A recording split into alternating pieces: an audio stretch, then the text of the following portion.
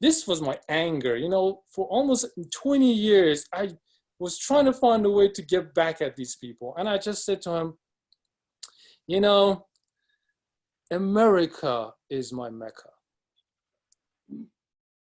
And I said to him, you know, I don't believe in hell, but if there is such a place called hell, I'll make sure to come and visit you down there.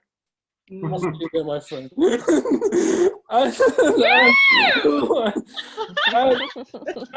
That made me feel so good. You have no idea. Every time I think of that moment, I'm like, oh man, this is the greatest moment. I walked out. I think he cursed me because when I came here, I lost my luggage and that diploma was in that luggage. No. Not only the diploma, all my credentials were lost. It's a whole different story of what happened after that. You know, when you live in America, then you understand America better, because I was living outside and I was comparing Iran to America. And I said, Iran, you know, look at this great democracy America is. Now I'm here. I have become the #1 critics of America now, believe it or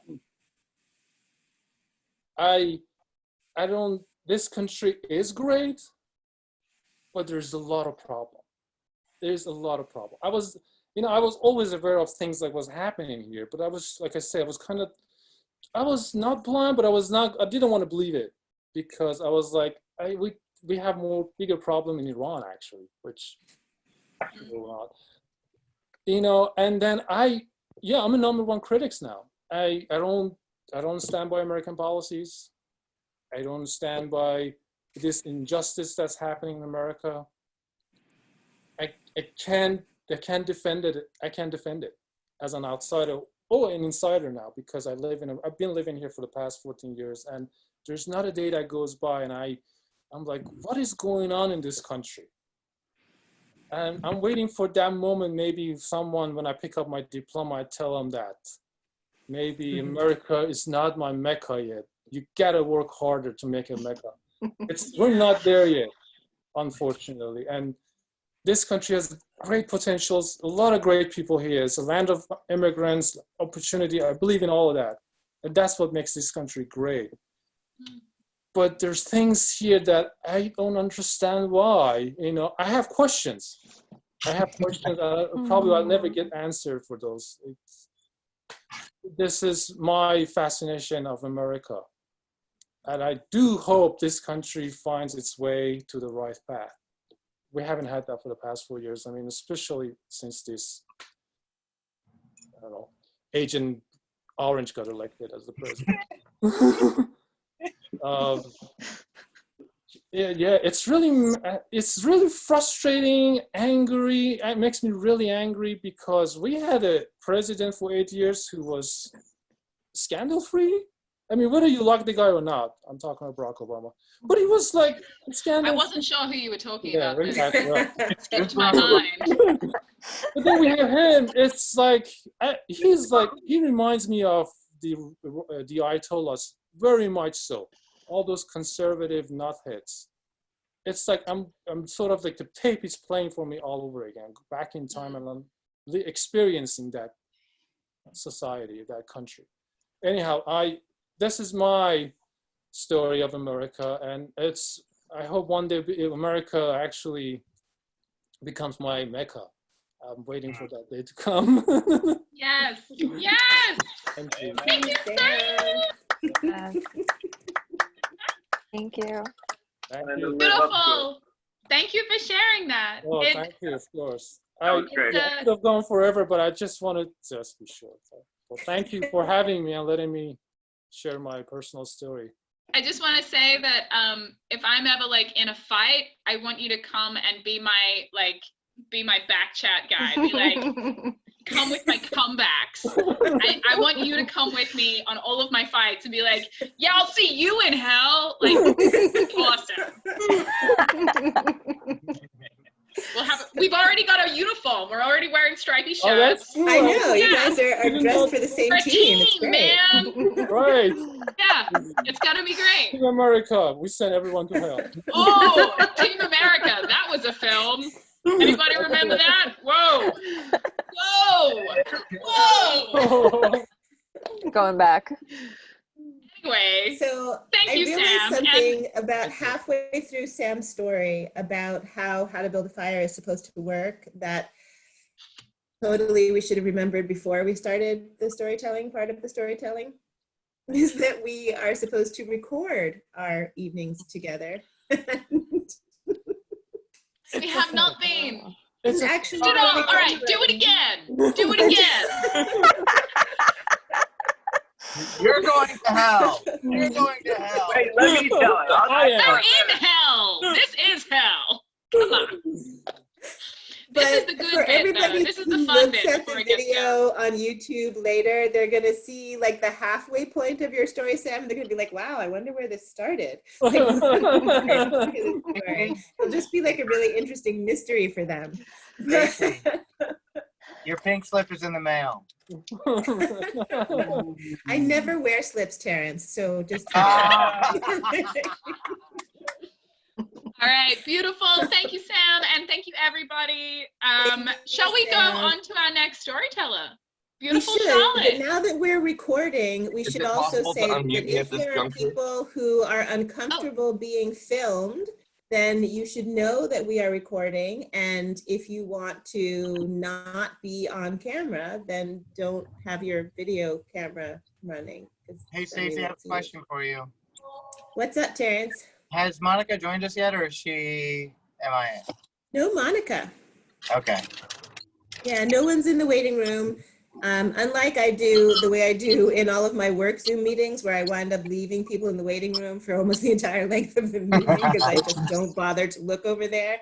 No one is in the waiting room right now. Okay, thank you. So we are going to move on to our second storyteller, who is Charlotte. Charlotte Marchand started writing her blog, 100 Letters from My Father, in 2014. It's on WordPress. You should totally read it. It's fascinating. I'm just saying. It doesn't say that in her bio. That's my editorial aside. She performed blog excerpts for Queer Organics at Dixon Place in April 2016. Her summer 2018 San Francisco performance reading was aired on Pacifica radio station KPFA in Berkeley in November of 2018. She was a Lambda Emerging Writers Fellow in the summer of 2019. Charlotte performed Coming Out to My Dead Father at Queer Memoir in New York City in January 2020. She grew up in housing projects in Manhattan's Chelsea neighborhood. Her parents gave her the gift of seeing life through a leftist lens, which she continues to do as a writer and advocate for social justice.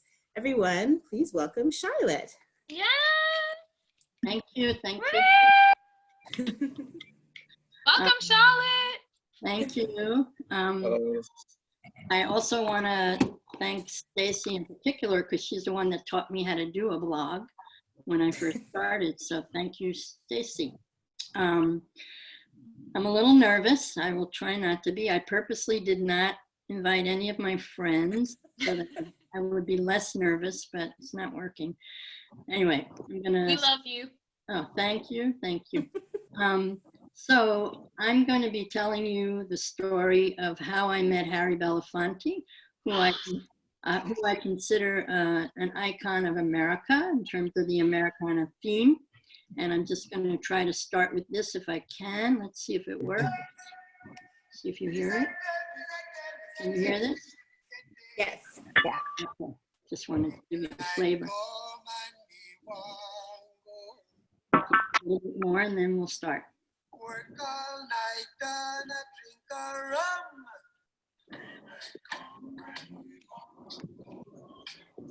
Banana till the morning come. All right, so I just wanted to do a little Harry Belafonte there. Yay. So, okay, this is a story about how Greatest of all time. What?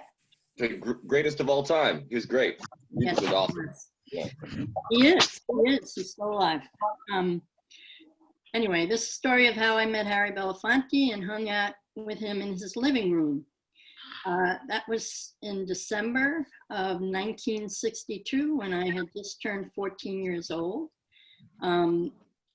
my friend, who turned out to be his goddaughter, invited me to his holiday party. But before I could tell you that story, I have to go back to the summer of 1962, when I was 13, when I first met my friend Hope. That summer, I went to a different summer camp. I was used to going to Girl Scouts. My brother, who was a little older than me, went to Boy Scouts. We also went to a summer camp that was connected to the community center in my neighborhood where I grew up, where all the kids from the projects where I grew up would go to that camp. But this particular camp was different. My mother managed to get a full scholarship for both of us to go to this camp.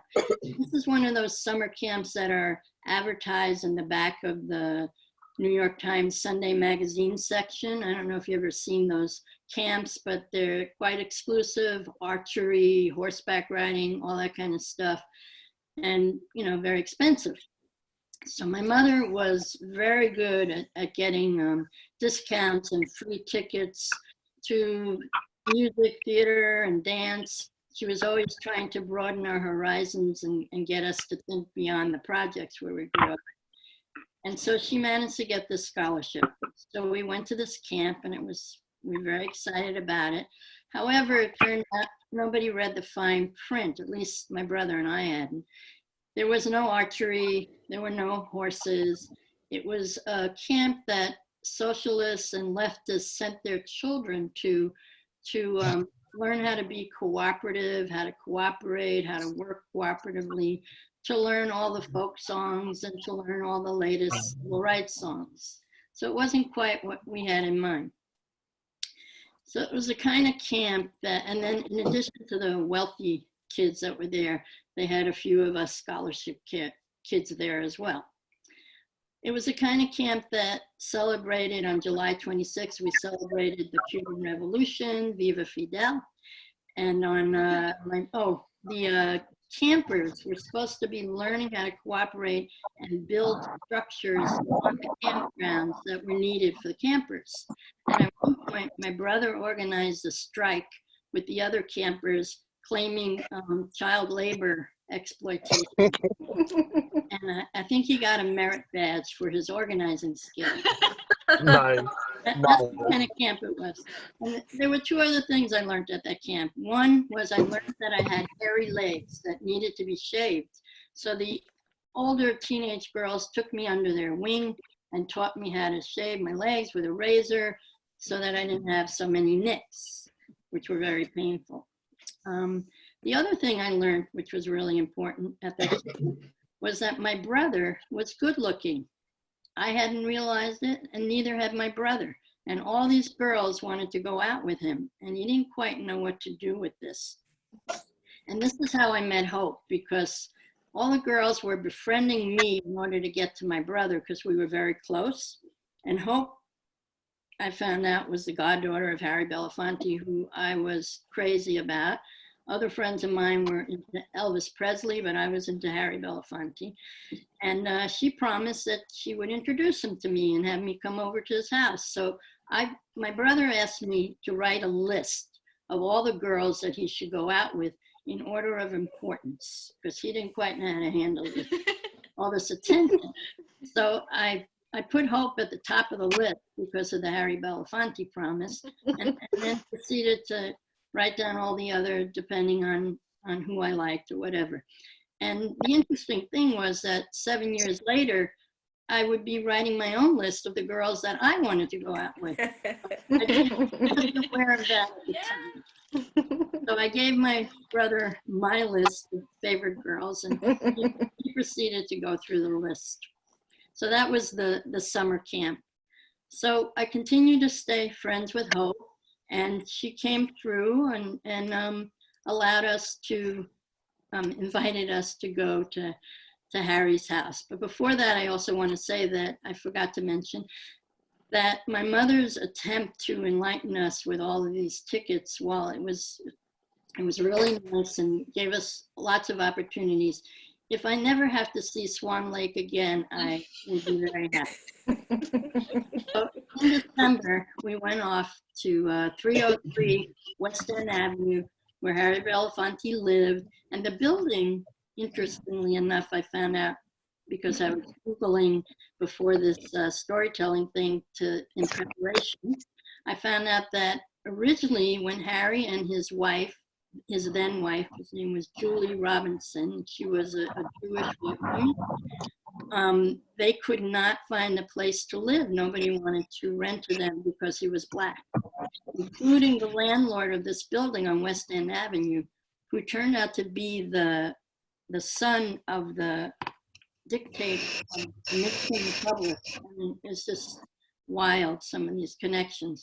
Anyway, Harry and some other tenants wound up buying the whole building. And that was his way of getting in there. I don't know all the details about that. But he had a whole floor. It was this huge, huge apartment. The elevator opened up right into the apartment. I'd never seen anything like this before. He had a closet as big as my bedroom that had all his signature shirts with the open neck. He had another closet full of his shoes, which was also as big as my bedroom. It was enormous.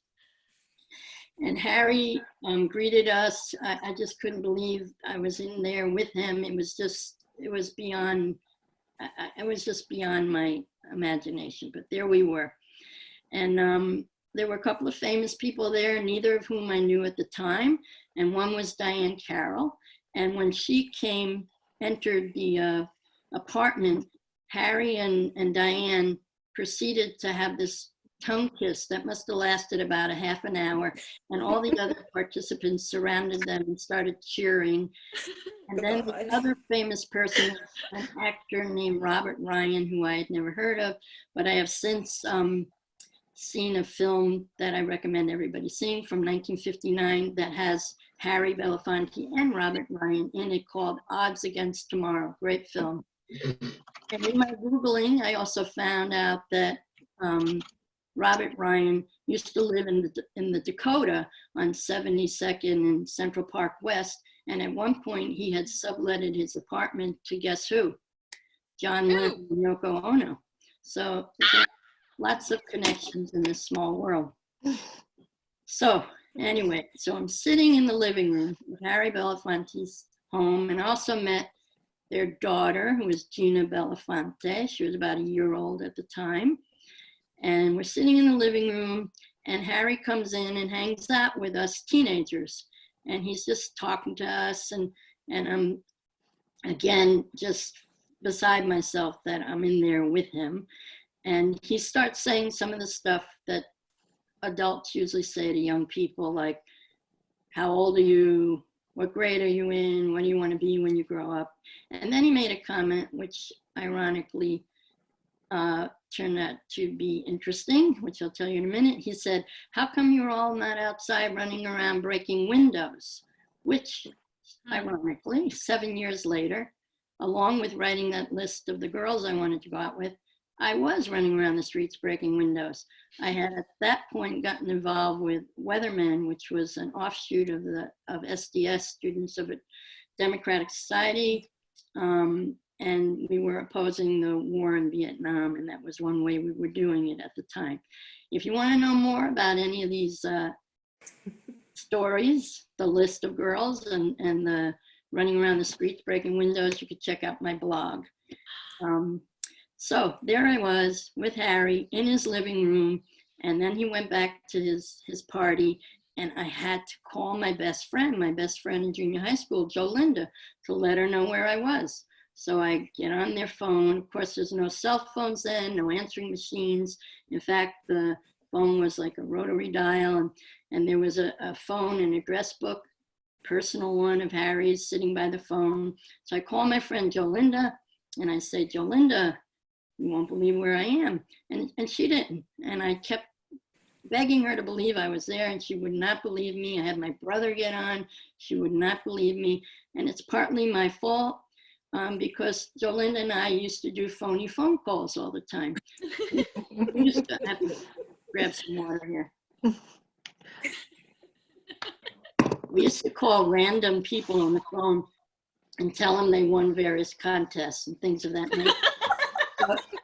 I figured karma was getting back at me. It's not going to happen. She's not going to believe me. So I said, well, I'm going to find something in his apartment that I could take so that you'll know that I'm here.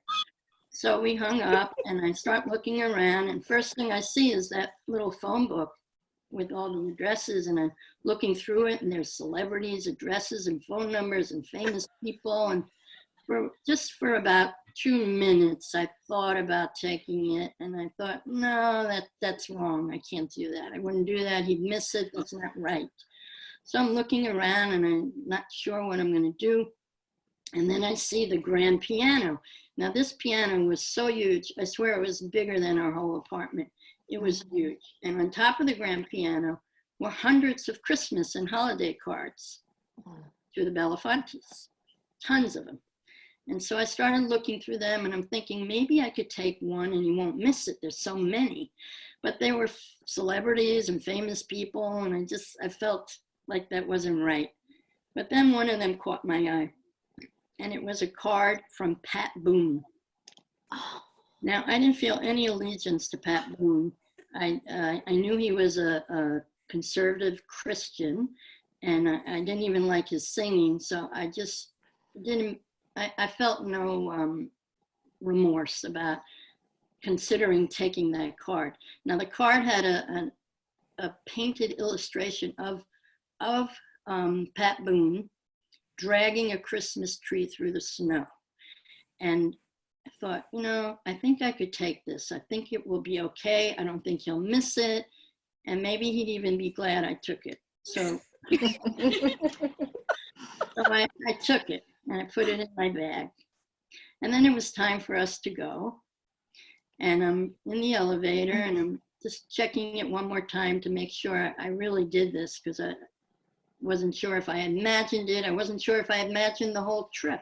I didn't know if I really was in Harry Belafonte's house or I actually met him. So I look at the card and, oh no, it does say Pat Boone, but it doesn't say to Harry. It doesn't say to the Belafontes. It says nothing about Harry Belafonte. It's just a card from a conservative Christian to anybody, to who knows who. So it was not going to be my proof. I didn't know what I was going to do. So I thought a little bit about it. I took out a pen. I wrote my best adult handwriting to Harry. And I didn't want to write Belafonte. I didn't want to mess, more letters, I could mess them up. Plus, I wasn't even sure how to spell Belafonte. I just wrote to Harry. And so I had my card that I had met Harry Belafonte and spent the evening in his living room. And that's the end of my story. Oh, That's amazing. Molly, yes. Yes. Oh my God. That's I fantastic. love that so much. I love that the one card you picked was not in any way related. It's just this conservative guy just sending out cards of himself as Santa. Like who is that guy? That guy sucks. And also, to ease my feeling badly about stealing something from Harry Belafonte, when I Googled for this storytelling, I found out that Pat Boone, who's still alive, not only continued to be a conservative Christian, he joined the people that were saying that Obama was not born in this country. He also supported all these politicians that thought gay people were something from the devil. What else was he again? He wanted to bring back prayer in the schools, the whole thing. He's just a terrible person in my eyes. He's wretched. I felt I like to think that Harry Belafonte stole that card from Pat Boone. Actually, it turns out that Harry Belafonte and Pat Boone did make a Christmas album together at one time. Oh my God. I had It no was idea. after they were brought together when Harry Belafonte called and was like, "Hey, why did you send me that card with no address to me? It was just some random card, Find and I it. can't find it anymore anyhow. So what is this?" And then they made an album together. Obviously. Catalyzed by your stealing the card. Thank you so much, Charlotte. That's a That was beautiful great, Charlotte. story. Thank you, I hope I Charlotte. get on your list of people today. And I'll put in the chat the link to my blog. Oh, Awesome. Yeah, I'd love to read them. And it's Letters to My Dead Father. 100 letters from my But father. I'll put it in the chat. I'll write down the. Beautiful. Right. So you'll see at the bottom of the the bottom of the screen. The bottom of the screen, for those folks who don't use Zoom all the time, there's a little bubble thing that says chat. You can hit that, and there's helpful information from various people, mostly Melanie telling us how to use Zoom, which is awesome. and we'll soon have some links to Charlotte's blog, which sounds amazing. I want to hear all of those stories. Thank you so much for coming and telling us one of them. Yes. Thank you. Thank you, Charlotte. thank you, Charlotte. Charlotte, that was so Yeah. good. That was so good. Thank you. Great story. The socialist camp. That's my I mom. know that Everybody. camp sounds so great. I Like know, you think right? you're getting one thing and then you wind up at socialist training camp. I love it. I mean, I don't hate socialist training camp. That sounds lovely. In concept. It So- sounds good. At this point, if we were in the physical space, we would have a break and put on some music and do some dancing and have cigarettes if you have cigarettes, and drink wine if you drink wine, and do other things if you drink and do other things. So let's continue that now. We'll come back in about 5 minutes for our next two storytellers, but water in, water out, do all Hi, your Monica. bees knees, have a chat, and we'll introduce Monica, who runs Open Source Gallery, who's joined us Hi, as well. Monica. Hi. Hello. Hi, everyone. Hi. But yeah, do your things. I want to say hi, Auntie Jane. Hi. And hi, Mom. Hello, sweetie. Wasn't that a great story? That was Yeah, a wonderful story. awesome times. I love your backdrop, Stacy. Oh, thank you. It's the Botanic Gardens in the Bronx from a few years ago Okay. when they were having a Chihuly exhibit. And finally, Chihuly. 2 days ago, I figured out how to make virtual backgrounds. So I'm really proud. So I have it all the time now. Gorgeous. Looks Look, fantastic. I've succeeded at Zoom. Wondering if you had a green screen. Chihuly being a glass artist from Seattle. Yes. Who And is there's that's this amazing, wonderful prolific. I know the sculpture. work. Yeah, it's like, and Huge. man, you can't move for bumping into a Chihuly accidentally in Seattle. It's The stuff difficult to that navigate Helen if you're took. I wearing a have couple of another shoes. Chihuly background that I like also. There's this one. Oh, excellent. That this one really pleases me. I feel like I'm inside some creature's intestines. Sorry, that's just what it looks like from this like blown up picture behind me. That's hilarious. I I love love it. Dr. Ronnie Brown Sr., we were introduced to your cat earlier. There was Yes. a wonderful That was cat butt shot sad. for a while. It was really cute. Taz was running around. I figured I'd put him on display. Did you say Babs? Taz, T-A-Z. Taz. Oh, like the Tasmanian devil? I got you. Was my I get loud like the thunder? There's some thunder here. Rain, was the rain loud? Like interfering? Yeah, there was- was a there was moment when something- there was a lot of sound coming from your mic, so I muted you, but you weren't making any sound, so I don't know what the sound was. All right, yeah. If you hear it again, just mute it, and I might go back inside if it gets loud. But it might have just been me messing with the iPad. Whereabouts are you? I'm in Florida, in like Southwest Florida.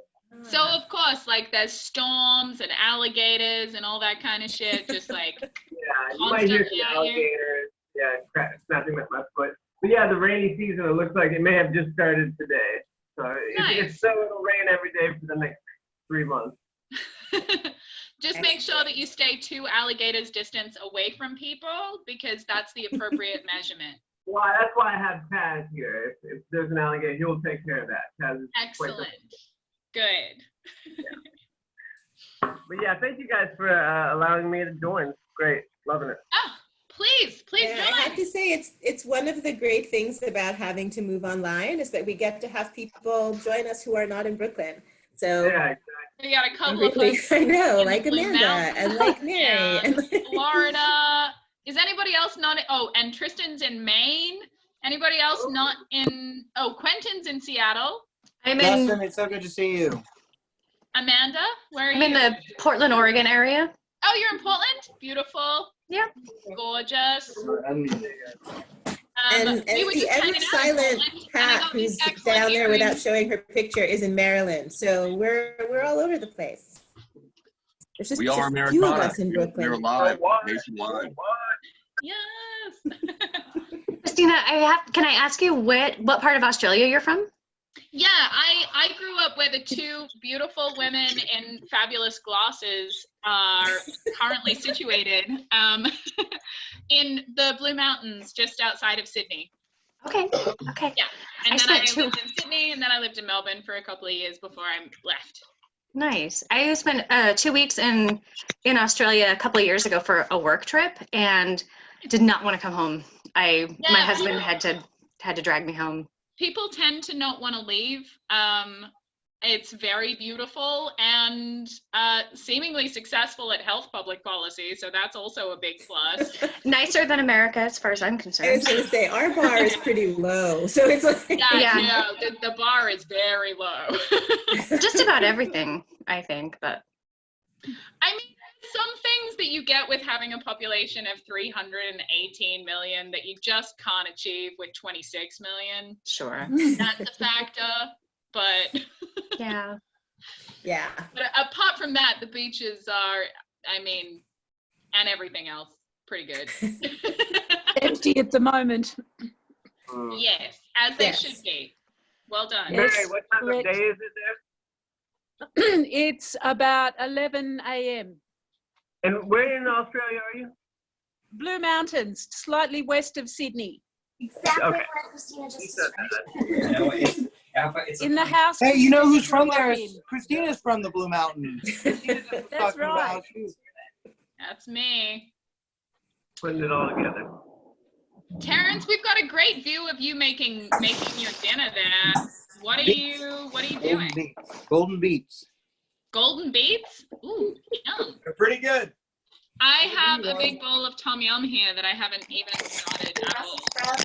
And asparagus. no. I just have grapes. I have no actual food. Stacey, what the fuck? You had grapes for dinner? I mean, I love grapes, but Could have ordered you some tires work for me.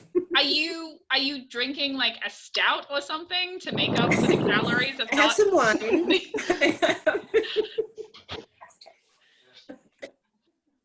Woo, hey.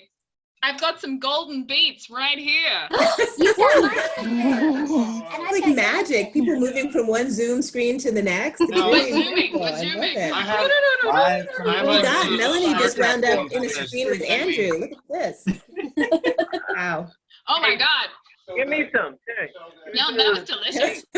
It's I Those want they you were to really show up good. and give me some, not beets, but something else. Golden beets are beautiful. Yeah, They're super not- They sweet. are beautiful, but No. I'm not a beet girl. Beautiful, but boiled But- beets? What were you doing? Boiling beets? God, I hate dishes. Beets are delicious. I'm gonna leave this conversation because I'm gonna get angry if I talk about beets anymore because they are my favorite foods and all this beet hate is just I can't deal. I'll be back I in like 2 agree. minutes I and then have we to can start agree. again. And then beets get such a bad rep. Don't I beat on know the why, beets. they're so good. Yes, Right don't out beat of on the the beets. potato. Beat on the Were they bread. hot? I have nothing against beets. I Beet just on On the the bread. them Beat on myself. the bread. Yeah, you I'm just getting see a coffee. delicious pot, a steaming pot, you don't think, beets. Yeah, I'm with you, Dave. I like beets too. Baked beet, little butter, dude. Oh my gosh. Butter beets? Beet greens, though, are Beets the just best. showing up Beet everywhere. greens, so good. Beet greens Sauté are some beet good. greens. I will say Yeah, that. they're nutty. They're flavorful. Wait, what do you mean beet green?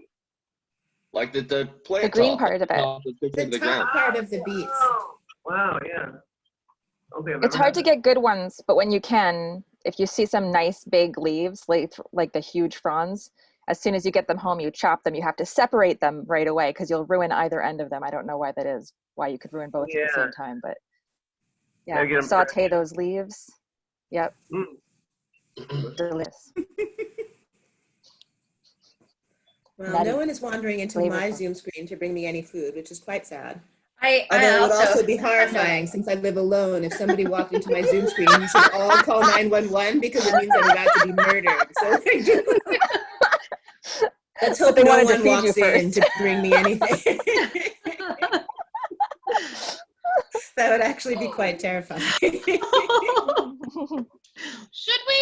Whoa, that's a knife. Not a Listen, knife. Dr. Ronnie Brown, that is not funny. He's prepared though with the giant knife. That's He lives in remarkable. Florida. I think you're not allowed to live there if you don't have a giant knife, right? Well, nice. It was all forced perspective. Again, you're not allowed to live in Florida if you don't have that either. My whole life to hear Christina say that's not a knife, I'm just so happy. One has perspective. Should we start this train up again? We've I had, think that we should. we've had Yes. about a $5, and it was a generous $5. It was a relaxed $5. I think the water has been drawn in and released. Let's get straight back into it. Who's You our second? should. So I'm going to wonderful introduce our next storyteller. Tonight's set of storytellers is very heavy in their connection to me, which I like, but it's also not the normal way that we do things. So Sam is somebody who I work with in my current job. Charlotte was my boss in one of my first really excellent adult education jobs, and she was a great boss. And Susan, which we already know, she is the last person that I touched before we went into lockdown. The last person that I had the opportunity to hug. So there's all these connections. So I'm going to introduce Susan. Susan usually wears black clothing because everything matches, but also because the food she is eating is more attracted to lighter colored clothing. She owns dozens of scarves and once traveled with a suitcase filled with nothing but scarves to go with her black uniform. She's obsessed with minerals and fossils and hopes to one day have a home that looks like the gem room in the Museum of Natural History. Everyone, please welcome Susan. Susan, hey Susan, can you Susan, share your your video? camera's off. I want to It see is? your Oh, shoot. glorious face. Oh, yes. Wait, I don't know why. This happened to my, all right, let me see if I can. You I'm got gonna this. send you. Did that do it? Is that it? Yes, that did it. That should be good, right? Yes, we're good? Yes, you're Okay. good. Yes, okay. Oh wait, I'm gonna have to minimize my screen because I'm not gonna be able to look Yeah, at myself. no, you while I don't do have to this, 'cause look that at will yourself ruin like that. That's okay. everything. Okay, all right, and that was too large too. My face was so big. All right, I hope you can handle that. You can always close your eyes if my face is too big for you. We're ready for it. So when Stacy asked me about checking out tonight's agenda and the description, and I looked at it, my very first thought, these all happened really fast. My very first thought was, I don't connect with American culture. But then I thought, but yeah, actually, there are things I do. And so the second thought, which was the first connection I could make, was the Great American Road Trip and how much I love traveling, how much I love, I've done a lot of cross-country trips in my life and how much I've really enjoyed the experience of that, how much I crave it. And then I started to think, well, what is that craving about? What is that excitement about? And one of the things I've realized in thinking about it is it does connect to this concept of freedom that is so synonymous, whether warranted or not, with this country. That one of the things that defines this country is the identity of freedom, and one of the things actually used, it's weaponized sometimes to say, oh, this is what people are dying for. They're dying for your freedom. And, we could sit there and talk about that all day, about which types of freedoms those are and how much we have of those. But right now, just thinking about the open road and the connection to that and the joy of that. And I realized some of the connection, some of the joy comes from the possibility, right? Anything feels possible. And part of this actually is similar to, I found it similar to living in New York City. I've only been living in Brooklyn for 4 years. I'm not there right now. I'm upstate taking care of my parents. And but while being in the city, you know, even if you're not able to exploit all of the city because you are just, you know, busy working and doing what needs to be done, there's still this sense that anything's possible, you know, that you could go down a different street, take a different subway, take a journey, take an adventure, and that there's possibility in that. And there is that on the open road as well. And perhaps more so in this country because it's such a huge country that you can drive. You know, I've driven from New York to Minnesota, from New York to New Orleans, from Minnesota to Arizona, from Arizona to New Orleans, to New Orleans to Miami, to Key West. So in doing all that, I'm not in different countries. I'm in one country. Everyone's speaking the same language. So there's no one stopping me from border to border asking me, you know, can I go here? Can I go there? I'm just free to do that. And even if I map out where I intend to go, there's still the possibility I could change my mind and take a different route. There's all of that. There's also the aspect that when you're traveling, right, there's the beauty of the story that's being told to you in that place, right? The story of that street that you're looking at and the house that you're seeing.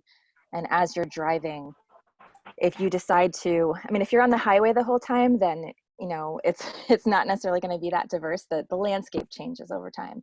But if you decide to take any of the smaller routes through the country, then you're going to see, you know, maybe some rolling hills, and maybe then there's a farm, and there's interesting towns you drive into, and you can kind of picture, like, what would my life be like here? What is this place? What are these people's lives like? So all of those places have their own story to tell. And sometimes it's really joyful and quaint and beautiful and exciting. And then other times, you know, you drive through and there's, you know, a series of Victorian houses and they're all falling apart. And there's a barn that's in decay, and you're looking and you're seeing a town that has died, right? There's its own life cycle, just like everything else. There are towns here that have come up or risen up and been livelihood. And when you drive through now, you're like, oh, but there's no one here anymore. So that has a sadness about it. So, you know, in that sense of adventure and the possibility of it, as you travel through, the land changes, and that's interesting. You know, driving, one of the trips I remember taking pretty vividly was when my sister's daughter had just been born, and she was 3 months. And I flew out to Minneapolis, and then I drove with my sister from Minnesota to Arizona. And it was January at the time. So we're leaving, you know, really snowy, cold Minnesota at that time. And as we're leaving, you know, we're driving through Plain States, we're going south, and it starts to change, right? The climate starts to change. And then by the time, I've done this trip so many times that I would always look forward to getting to New Mexico specifically, because that's the point where I can wear a t-shirt. It's January and I can wear a t-shirt and it feels wonderful. At this point though, at that point in time, my head is shaved. So we're driving, we're two ladies driving together with a baby, and my head is shaved. And it was really funny to see how people needed to talk to us. You know, they want to talk to you because, oh, cute baby, but there's always like a sussing out, trying to figure out like, what were we? And such a like huge sigh of relief when they were like, oh, you're sisters. Oh, okay. You know, because then we're not lesbians and they don't have to be worried about what that might mean for them. I don't know what it means for them anyway. So, but that's an interesting thing culturally as well, you know, where you're traveling, how people react to you, depending on it, how other you seem to them, right, in their place and in that time. So in Arizona, doing that Renaissance Festival, you know, the land is so different. Like if you're in New York and you go to Minnesota, other than having a longer, colder, meaner winter, like a really cruel winter where everyone's obsessed with their gardens in Minnesota because like they only have like two months basically of garden. So they're like the most magnificent gardens you've ever seen. But other than that, the land isn't so different. You don't really feel like you're in a foreign land. When you go to New Mexico, it looks quite different. If you go to Arizona, it's totally different. Very alien land compared to what New York looks like. And So that's one aspect, right? The climate's changing, the land is changing. It sings a different song to you than the trees do, what the desert has for you. And all those things are so amazing to have an ability for us to have access to, again, without having different, while we're still in the same country. But the culture is very different. So when I did that Renaissance Festival, the Arizona Renaissance Festival, for a little over a decade. And it kind of had a timeline for me in the sense that, like, a lot of people who like doing Renaissance festivals, maybe all, I can't speak for everyone, but we're not people who really fit into the 9 to 5 or are typical people. Like, we'd never call ourselves like, I'm just an average gal. Like, that would never be a thing to say. We know we're a bunch of weirdos and we don't quite fit into the world. And we appreciate that it doesn't have that same quality. So yeah, you have to work, and you sometimes have to work harder doing a Renaissance festival because it's a different type of hustle. But it has a different freedom to it. So I appreciated that it has a beginning and an end. I love things that have a life cycle. I like having, I guess, the light at the end of the tunnel, knowing something's going to change. And so Renaissance festivals typically last about 2 months, 8 weekends, and you get used to that. There's a rhythm to it, so that at the end of that, you're excited to move on. You're sad you're going to leave the friends you're with because not everybody's at the same shows. So you're partying with people, but you're also excited about the next road trip and what the next place is going to be like. And you remember what that show's like and the land that's there. So I was actually at the point where that wasn't exciting anymore, and I was done with Renaissance festivals, and I had maxed out. And I don't know if you've ever been in that period of time in your life. Some people don't ever have it. Some people do the same thing their whole life. They're so happy. And God bless, I'm actually so happy for them that can be a thing. But if you are the kind of person who has different muses that kind of grab at you, if you ignore them, they just get louder and meaner, and they get really tenacious. And mine was getting pretty loud and telling me it's time to go. So my patience had really worn thin. And that year they added, how dare they added an extra weekend on. I can't remember why, some weather event or something. So I was done, and they added extra weekend on. And it's, at this point, I have no patience. It's the last day. And this guy walks in with his son, and he looks up at the wall, and I'm selling masks for my sister. She makes Venetian style leather masks. They do not look like leather. They look more like ceramic or glass. And she uses a lot of things from nature or pantheons or concepts. So one of them was a Bacchus mask. And this guy walks up and he says to his son, "Hey, look, it's the Burger King guy." And I'm like, oh. And he goes, and then he looks at me at that point. He goes, and he kind of smacks me on the shoulder. He's like, the Burger King guy. And I'm like, no, I don't know. No. And he's like, yeah, sure you do. And I'm like, no, I don't really watch TV. And he's like, oh, well, you should get out more. I'm like, get out more? What is it? Watching TV is what you do when you're out? So I'm like, oh yeah, I get out just fine. I don't really watch TV though. And I kind of think of it like brainwashing. So he says, well, it's only brainwashing if you let it. I'm like, okay. Have you ever read 1984? And he's like, yeah. And I'm like, recently? And then he stops fully. And he just looks at me. I bet you voted for Carrie. That's all he says to me. And I'm sitting there and I'm like, I'm so pissed at him in the first place. I'm like, yeah, I did, but it's not even because I like Carrie. It's just because it's not even Bush Cheney. I hate Cheney. But I was just like, what's going on right now? And after he left, because I don't know, I think I just told him at that point, you can just leave the shop. There's nothing here for you. Because we can actually be that rude there, which is part of the reason why I work there. So he left, and I'm thinking about this later, and I'm going, what just happened? What just happened? All that transpired was I told him that I don't watch TV, and I recommended a book to him. And from that, he deduced that I voted for the Democratic candidate, which was accurate. Okay. But one of the things I reflected on later, because this is, again, over 10 years time of traveling back and forth, and really this was not my first, oh, you're a book reader kind of thing. It happened to me in Arizona. I'm telling you, it's real. And the funny thing was that I reflected on is in New York, people lie about books they've read. They're like, oh, I read that book, and they didn't read the book, because it's cool to read books.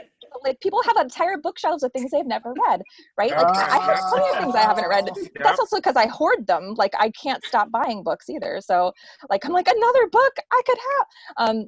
So I was just like, how interesting that in New York, this is our culture. This is like a part of, well, we like to be cultured. We want to be, you know, that's part of it. But here in Arizona, you are, it's like I'm a witch and I should be brought into the square and like burned. So like that was really like one of the aspects. So that's one of the aspects of culture. And the other thing that was interesting that ties into this aspect of freedom and the open road is the concept that when I was driving cross country, I was very aware of being a woman, because if I was driving with my sister, it wasn't a big deal. But on a few trips I took by myself, if I was by myself, I was thinking, well, I really need to make sure that I get to my hotel before it's dark. I need to stay there until it's light again. You know, I need to be more cautious. My sister and I would talk about how, like, she had a big truck, big Suburban, and somebody gave her, I think, a bumper sticker that said real women drive trucks. And she was like, I'm never going to put that on my truck. Do I want to let people know there's a woman in this truck? Like, what am I trying to do? Like, yes, attack me. So, you know, that was never going to be something she was going to let people know. So I was aware of my risk as a woman traveling cross country, but it wasn't till, again, the very end of my tenure at these shows that I was taking a trip back from Tucson. And we had gone down to Tucson for the Gem and Mineral Show. And as we're driving back up, and I don't know if how familiar you are with the state of Arizona, but you know, Tucson is not the borders down here, like Tucson's here, and then like Phoenix is up here. So I was coming from the Phoenix area, driving to Tucson, driving back up. I'm driving north, driving away from Tucson and not even near the border. And they stop us for a border check. And I'm like, okay, we'll see what this is going to be about. Like, why is there border patrol here? So they stop us, and the guy like leans into my window, you know, because I got the window open for him. And he looks around in the car, looks around at us. And I'm driving, there are 5 white women in this car. He leans in, looks at us and says, you're all Americans? And we say, all together, yes, sir. and he goes, okay. And like waves me on. He never even asked for my driver's license. Now, only a few years prior to this, in 2011, my brother-in-law, who is Cuban, had been picked up by ICE and was imprisoned for 6 weeks. And I say imprisoned, I hate the word detained, because detained sounds like something casual that happens to you at the airport and is an inconvenience. He was imprisoned, and they were threatening him with deportation, even though he had already had a green card exit interview at that point. And, you know, if he had been in the car with us, right? So it would have been a totally different experience. And so I was very aware at that point that, again, as much as I had been aware before that, like, oh, men have more freedom than I do, I was only really thinking of white men. I didn't even know that I wasn't thinking of anyone else up until that point, that I realized that as much as I'm traveling state to state, and yeah, you do drive the exact speed limit driving through Texas because it's scary as fuck. Regardless of who you are, you're like, I do not want to end up in a small Texas jail. Like, who will ever know what's happened to me? Like, you'll never be heard of again. I was aware after that point, like, my skin is a passport, you know, it allows me to go places. And so the freedom, I have this respect, and it's kind of like, you know, I don't know how to feel about it anymore, that the freedom that I felt driving through this country is not, you know, like, what is our freedom if it isn't for everybody? So that's the reflection that I have for this evening, and that's the story that I had to tell. Yay! So I thank you. Thank you. Nice one. Beautiful. I feel a lot. I feel a lot of kinship being Australian to that idea of like this big place, like the geography of a national identity. I think is really very deeply interwoven into how the like the foundational values of that place translate. Like the idea of freedom in a place that is huge is often about space or the ability to move between places, and not necessarily about like the freedom to be who you want to be, or the freedom to like have an identity that is adjunct to what is okay, but the geographical freedom that you get in that classic road trip, and that like bigness of those feelings is so deeply present in that identity. And it's just a really interesting kind of mash of what it translates to for different people. And yeah, a terrible and fascinating bucket of contradictions. Yeah, it was interesting thinking about that, you know, you traveling across country and north and south through the country, and what that, and your ability to do that and your ease with doing that. And it made me think about when I was in high school. I made a whole plan for what I was going to do after I graduated from high school, which will be news to Pat because I never told her any of this. She's my mother. Is Pat your mom? Story. Yeah. Hi, Stacey's mom. You don't have to say hello, but I just want to say hello, Stacey's mom, Pat. I heard a story about you last month and it was amazing. I'm sorry I'm interrupting. I was going to take a break before starting college, and I was going to hike around the country. This was a thing I was planning for over a year. I had maps, I had drawn out a whole route. I was going to do this amazing adventure. And then this thing happened where I started to cut things out of the trip. I was like, oh, well, I couldn't possibly walk alone here. And I couldn't possibly, and I like the parts of the country that I felt that I could safely walk through got smaller and smaller and smaller. And then it was just like a pocket here and a little pocket over there. And I was like, oh, this is not a trip that will ever actually work. Like, and then thinking about safety, aside from race, like the racism part came first. And then I was like, but wait, I am a 17-year-old girl. I will be alone on the road and I think I will be safe. That's insane. So yeah, just thinking about the places where we feel like we have safety to travel and places where we feel like we don't. And yeah, that really struck me from your story. Road trip is such an archetype for American freedom, and especially in this day and age, the limits on that ability of free travel for different groups of people, different ages, different sex, different, ethnicities, obviously, is such a blatant view of how freedoms are restricted in this country for different people. Yeah. And that we take for granted. Not just in this country. I mean, I did, much to Pat's sadness and chagrin, spend a lot of time hitchhiking in Europe. And obviously I survived because here I am saying it out loud to you. But now I would never do that. I would be completely terrified to do that because what is true in most of those countries that I hitchhiked through is completely different. For me to be a woman alone and a Black woman alone in those places is totally different today than it was, 100 years ago when I did that. So, 100 years ago. Close to 100 years ago. 100 years ago? Hang on, I know that you are magic, but I don't think you have the Philosopher's Stone kind of magic. But if you do, please tell me about it soon, because I am wrinkling quickly and I want to touch that stone soon. Not in 10 years, but in 40 years, now. Give me that 100-year juice. No, it's all inherited from the silent and invisible Pat. She of the great genes. Silent and invisible Pat is just beautiful. I want to take us to our fourth and final storyteller. Hey, guys, really quickly, can you guys introduce Monica so she can talk a little bit about open source?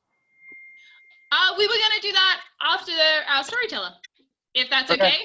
We'll have the stories, and then at the end we'll have a little bit about what's going on at open source and next month's lineup. Okay, thanks. Yeah.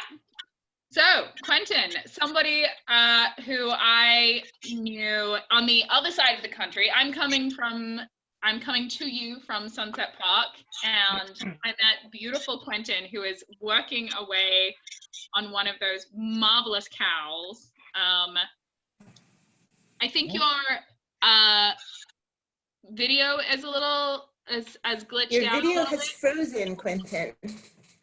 Quentin, can you hear us? It's what? Can you hear Your us? video's Oh, we can frozen. hear you, I'm not saying but you're frozen. Is there anybody in there? oh, You want to build a snowman? frozen if your heart's not open. Oh, oh. Okay, we My can hear heart you. is wide I'm open. here. Okay, I'm gonna continue introducing you. I'm like, I'm here. I know I'm here. I know you're there too. We're all real. Debatable. Okay, where are we? Terrence is a paid extra. Quentin D. Agana Johnson spent 23 years in the birth state of South Carolina and is nearing the 23rd in the Pacific Northwest. I know Quentin as a beautiful friend, an amazing creator of many things. We lost Quentin. Oh no, here he is. Okay, sorry, go Come ahead. back. He's back. I know Quentin is an amazing creator of very beautiful things, be they warm to shelter you or songs that are sung with the most feeling. And I'm really excited to hear your story. If we can get your... I can attest to all of that. It's very true. Yeah, Kristen also knows Quentin. But yeah, let's get that video working. Quentin, do you have video? I'm gonna ask you to. I just did a thing. I have video. No, I did too. The wonders of Zoom. Thanks for bearing with us, everybody. All right. Oh, have you tried turning it off and on again? I believe. Entirely. There we are. All right. Can you hear us? I think he's But I was thinking about Americana. I was thinking about oh, hi. Hi. We still can't see you though. Okay. Well, not that. So Hey, when I was thinking about Americana, I thought about a lot of things. And then yes. Darling, Hey. we can't see your video and you're kind of in and out on the audio as well. Are you parked on the side of the road?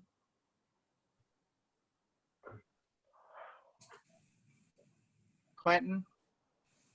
Oh no. I think that if you drive a little bit, you might be able to get back into like a non-dead zone.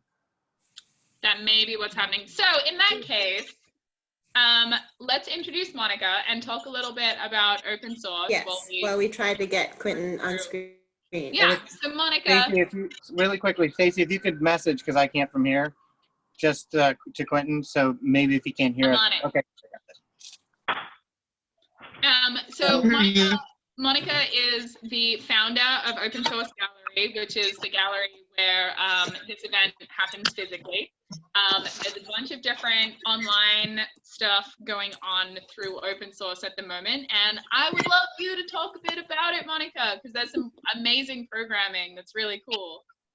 Well, yeah, so yeah, it's all online, and I'm sorry, I actually missed the first story because we're all confused about timing here. Anyway, so what are we doing at Open Source right now? There is like something that we call the soup kitchen. That's something that usually happens in December. And it obviously happens in the physical space, but now we just decided to do it.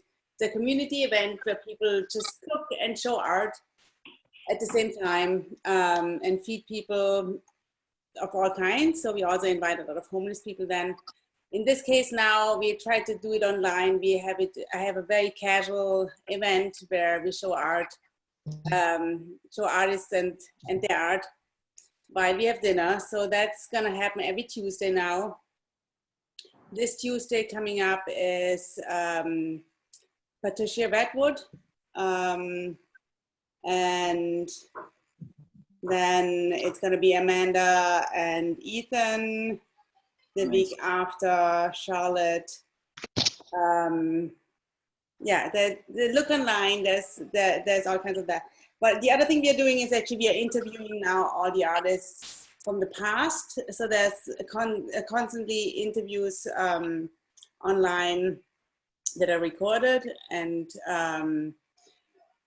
yeah, we just had a big event last week that we are putting on, that is up on video now. And there's going to be more.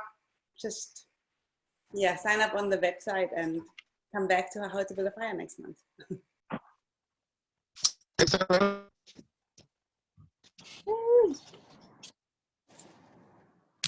Thank you. Brendan, can you try your video again?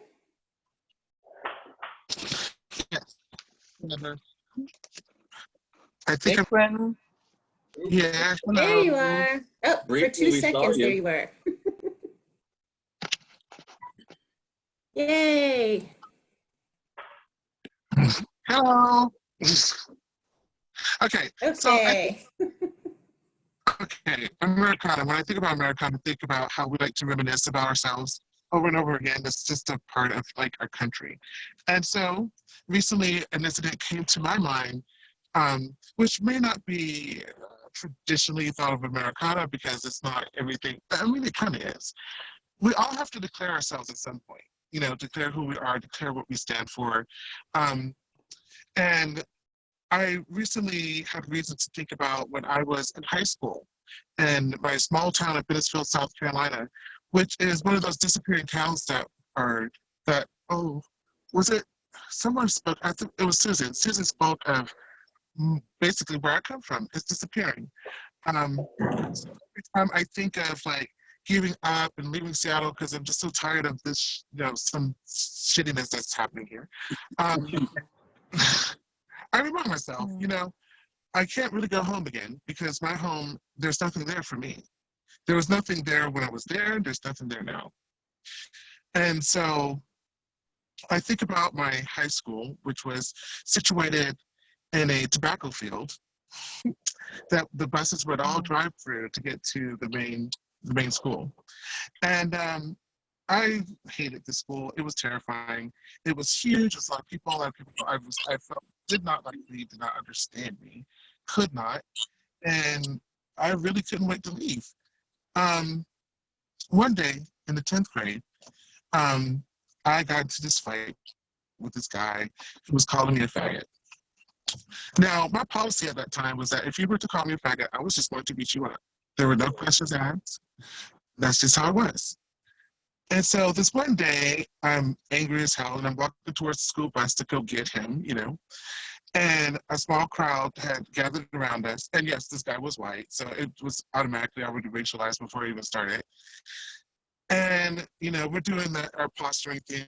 We're, you know, slinging insults at each other, you know, like, and, and something happened that I will never, ever, ever, ever, ever, ever forget, which was this girl named Bunchy. Now, Bunchy is in the chorus. She's one of the female tenors we have in our chorus at the time. And, you know, she's the kind of girl that she would get a weave and it would never, or whatever, I don't know what that was, but it would never be finished by Monday. And it would never be finished. She was really loud and she was really, she was a lot, and I loved her for it. But you know, sometimes that could bite me too, like it could bite everybody. So, when she walks up to the bus and she says, "Y'all leave him alone. He's gay." And I looked at her in utter like disbelief, and I said, "What are you talking about? I'm not gay."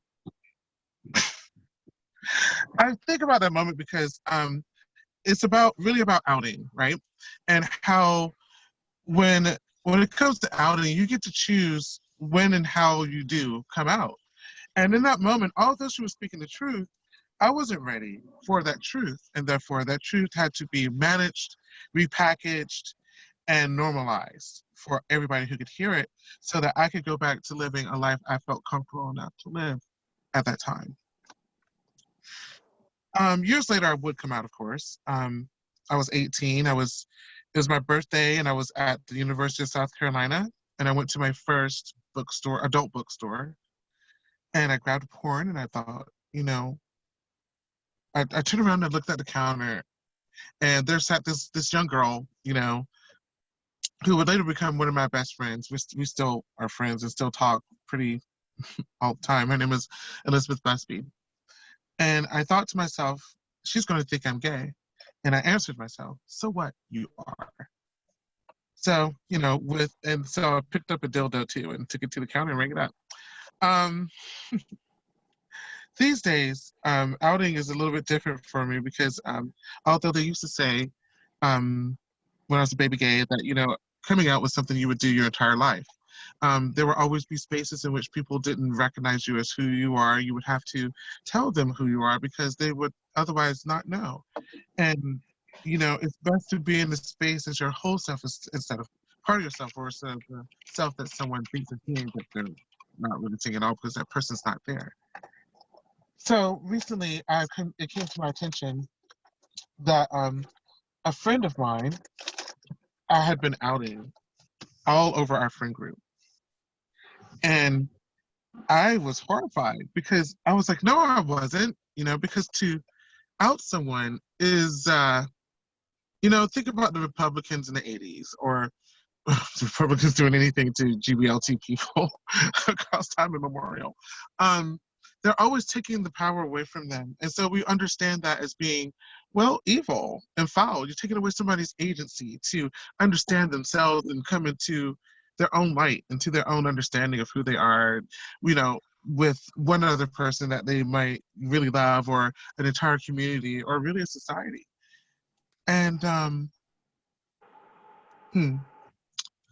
had to sit back and realize that I felt really like trash and understand other things about myself, which is that I never really had a closet. And because I didn't never have a closet, I never understood quite what it was that someone who perhaps is more masculine, more accepted into the hetero world, heteropatriarchy, what they might feel they stand to lose. And it was really an interesting moment because I noticed within that moment that there was some disrespect for me that I had for that experience because it's not mine. I don't understand. I only understand what it's like to be outside of things, not what it's like to be inside of things, and the possibility of losing those things. So I'm sitting with that one still. But I wanted to share that idea of Americana being something that is, that we're re-remembering, re-understanding, retooling, and even sometimes internalizing in ways that we didn't think we would, but we did anyway. So that's my story. Thank you. Thank you. That's awesome, Thank Quentin. you. Thank you so much for sharing and persisting, being the reflective, beautiful self that you are. I like to have an identity that, like, to have an understanding of a national identity, but an individual identity as well, and a part of that, that is reflexive and reflective it's a really complex thing that is ever changing and ever growing, and a really like beautiful act of forgiveness to accept that we all have one, and and no one is ever going to understand fully what anybody else is going through, and that we all hold contradictions. Like, that's fucking enormous and beautiful. It was. Thank you for sitting and with us. Thank you. I'm sorry it was also kinetic, but I was hungry. It was good. All right, Quentin. Yes. What a beautiful collection of storytellers we have had tonight. Yeah, I want to thank everybody. You were all wonderful. Glorious. I got to learn stuff about each one of you, which was really beautiful for me. Yeah, and at the core of the event as well. That's what we're here for, to have a little moment of connection and a little moment of humanity where there sometimes feels like there's not a whole lot going on. So let's have a like a round of applause for us. Round of applause for all of us. Thank you all. And thank you for turning up, everybody who was not speaking tonight. If you are interested in telling a story, reach out to Stacy or I, or leave us a little message on the event page and we will get back to you. We love people from the audience coming in and telling stories. Hey, what's next on stream? Well, let us get there, Terry. Sorry. Hey, that was Andrew. That wasn't me. That was Andrew. Okay. So for those who missed the beginning, Terrence started the event 6 years ago, and we now refer to him as Grandpa. Because he reminds us of the rules. He reminds us very politely of what we have to say. On that note, everybody, good night. See everybody. Our theme for next month, whether we are online or at the gallery, whichever, probably here online. Our theme for next month is Total Recall. And we always meet on the last Friday of the month. So whatever that day is, it's not in my head right now, is when we will be here again. And we will have 4 more excellent stories about Total Recall, whatever that will mean to those storytellers. it will be the 29th, Friday the 29th of May. Yeah. May 29th. Yeah, or the 30th for folks in Australia in the future. And we don't even have to worry about whether or not it's, you know, the Friday of Memorial Day weekend, because we have nowhere to be but in our houses. So we can all be right here. Time has been meaning. In the Chihuly Garden, and then it will be a solid 10 weeks since I will have touched a person, and I will probably look like a fucking lunatic by then. I am going to deliver you a cake that has the essence of my hug. So, I came really close to touching Christina and Andrew last week. They were standing 6 feet away from me in the entrance of my apartment building. So we got to wave at each other, but there was no touching involved. Well, you touched us all tonight. That was the right answer. I love that. Senior, you are just hitting those heartstrings. That really See is what the happens when you step programming. into someone else's name? You just like a whole set of things opens up. I love it. And Shauna, I'm just noticing you're here. Hello. Hi. Yeah, sorry. I had a D&D game tonight that was scheduled without my consent, so I could only hop in. So the last story was The only amazing. excuse I would have accepted for being late. I'm The way sorry. The only It's okay. You're here now. That's unavoidable. the I caught the important last story. It was great. Thank you so much. So yeah, again, that's the end of our planned shenanigans. But if we were in a physical space, we would go to the bar down the road. We'd be walking down to Freddy's for drinks and tater tots. So, you know, let's just have drinks and tater tots here.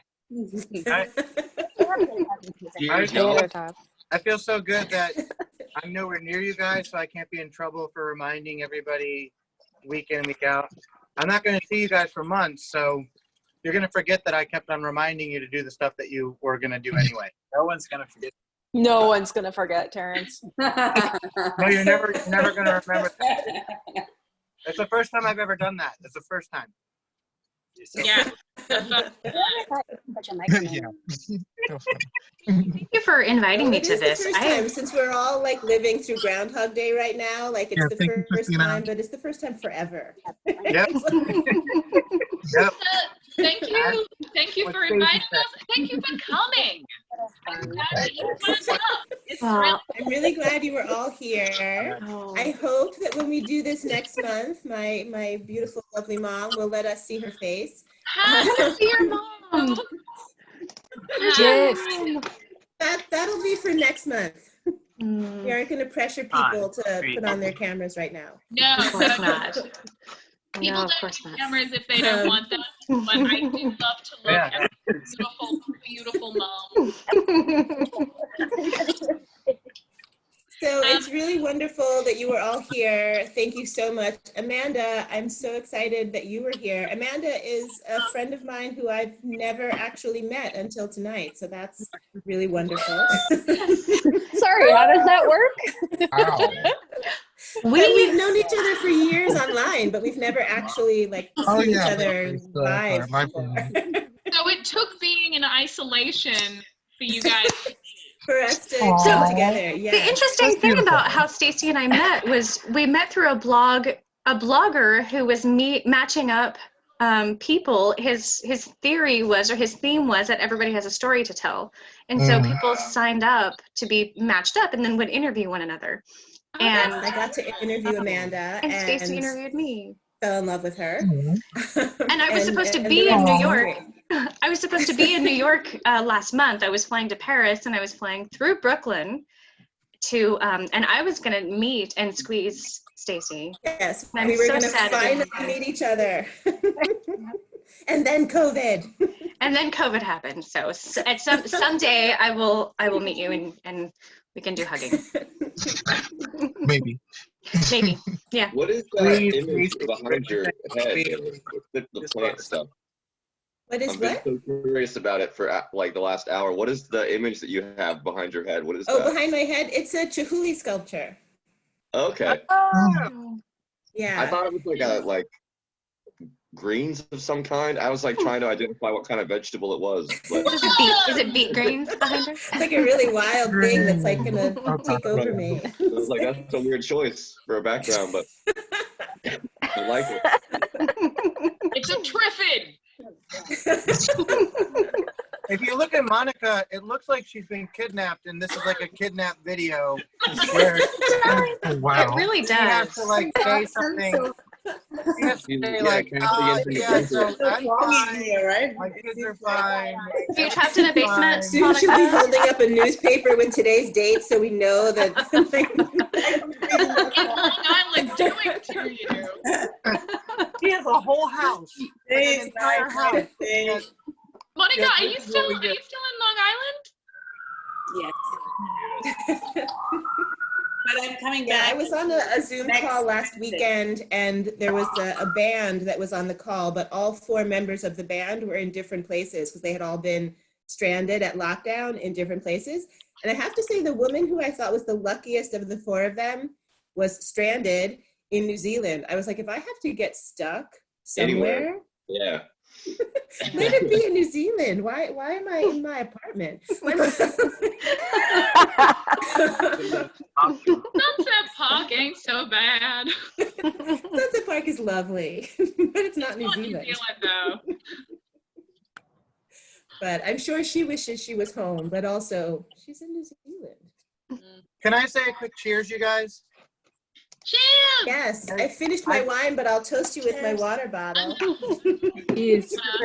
I'd like to drink really quick. Cheers to Stacy and Christina for being able to roll with the punches and still bringing How to Build a Fire month in, month out, despite the fact that neither of you are wearing pants right now. Cheers. I'm wearing put shoes on today. I'm fully clothed. I even have shoes on. Yeah, I put real going outside shoes on. Prove it. Let's see your butt. I saw it. I showed Show me your butt. Oh, you want to see my butt? Oh, okay. No. Hot. I confess, I did My take my butt's pants too off hot. about halfway. I took my pants off once you started. I had them for most of the time. I had them for a good 3/4 of the. I liked it when your cat started to put on their pants. He was trying to put on my pants. It had cheese in them somewhere. That's a story that I'm not sure we need to know about. That's what I was eating. Wait, what just happened? Not Susan, Susan, what are you sharing with us? Oh no! I hit something I didn't mean to. No, trust me, I didn't know what I hit. It's okay. We're all back. It's fine. I just wanted to be like, I don't know what I'm doing. I don't know what I'm doing. Here's this album I recorded 2 days ago. It's really no, she's like, buy these kitchen knives. These kitchen knives are gonna save. They're gonna save my family. We're dying. You've got to buy this set of knives. What? I missed that. I was thinking about Susan's album. It's true. It's very eclectic. It's unusual. I figured you might all enjoy it. You know, it's got really something original. There's a few dulcimer solos in there, right? Damn, the dulcimer solo. know? Dude. I need that. I knew it. A few banjo pieces. I'm angling to get on your next one with the banjo, so you know. Yeah, it's possible. It's possible. We should talk. We should talk after this. For Yeah, sure. let's hook up. We'll Let's set it up. We'll set it up. We'll set it up. Yep. I want to be on Tristan's next album, and I just want him to record the sounds of him eating a Hot Pocket, because that's exactly what it looked like he was eating. Oh yeah. Hot Pockets are delicious. It's an Italian sandwich, man. Open It was a faced Hot Italian Pocket. sandwich. It was a Hot Pocket. I woke up like an hour before the Zoom meeting. I've been staying up all night, so I had to eat. No, you said it might have been a lean pocket. A lean pocket is not better. Tristan, are you trying to watch your figure? You know it.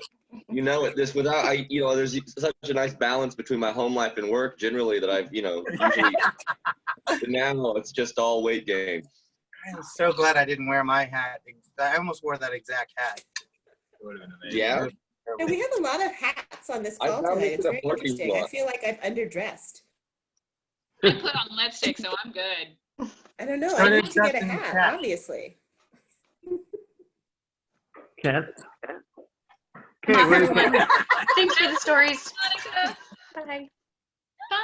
Okay, Night, I'm going to say good night night. too. It's Good so night. lovely to see all of you. I'm glad you all came, and we will see you next month. Thank you. Thank you. Bye, everybody. Thanks for all the stories. Thank you. Stay warm and try and hug each other in ways that you haven't discovered yet. You have big hugs. What's that? Purse full of mushrooms? It's very interesting. What is Lonnie Brown Sr. doing over there? What is going on? Am I in a trash bag? I don't understand why they're in a bag. Like if you show one. I get the ceramic mushrooms, but why are they in a trash bag? Oh my God, you're going. Charlotte, you look as puzzled as me. What's going on? I know, I'm quite so glad you wrapped confused. those things up. But It's just your normal It's finally got Very COVID strange. foraging. You- Good night, guys. Good night. Bye, Thanks a lot. everybody. Bye.